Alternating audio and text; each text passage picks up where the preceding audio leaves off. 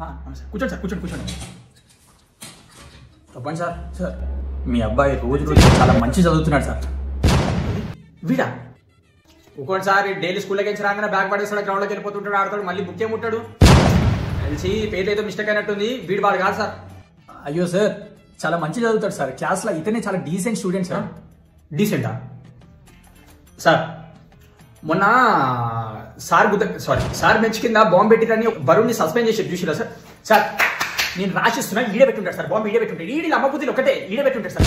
Sir అది ఎంత మంచోడు అంటే నాకు వాళ్ళ మమ్మీ తెలుసు సార్, నాకు వాళ్ళ మమ్మీ తెలుసు. నేను వాళ్ళ మమ్మీని కలుస్తూ ఉంటా, వాళ్ళ డాడీ వెళ్ళిపోగాను. సార్ ఇంత మంచోడు అంటే మా ఇద్దరు అసలు డిస్టర్బ్ చేయడు సార్, అంత మంచోడు సార్. అడు చూసామా సార్? ఇగో మన ఇద్దరం మాట్లాడుతున్నామా, మధ్యలోకి వచ్చేస్తారు. మధ్యలో ఈడి అమ్మ ఇప్పుడంతా నన్ను మాట్లాడి నేను ఎందుకు వచ్చాను సార్? ఎందుకు వచ్చాను? నేను చెప్తున్నా సార్ ఈడే పెట్టుంటాడు సార్. సస్పెండ్ చేశాను సార్. సస్పెండ్ చెప్పరా నిజం నేను చెప్పి సార్.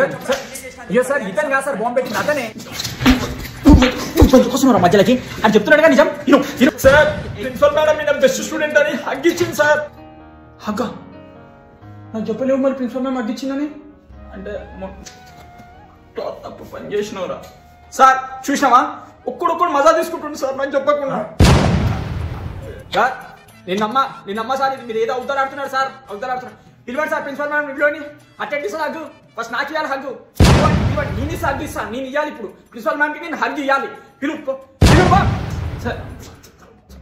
నాకు అర్థమైపోయింది సార్, నన్ను మీ ఇద్దరు పిచ్చోలు చేద్దామని చూస్తున్నారు. నేను డైరెక్ట్ ప్రిన్సిపల్ మ్యామ్ దగ్గరికి వెళ్ళి అడుగుతా. అటెండ్ ఇస్తా హగ్గింది నాకు ఇవ్వాలి. నాకు హగ్గు ఇచ్చేదాకా నేను ఈరోజు ఎలా స్కూల్లోకి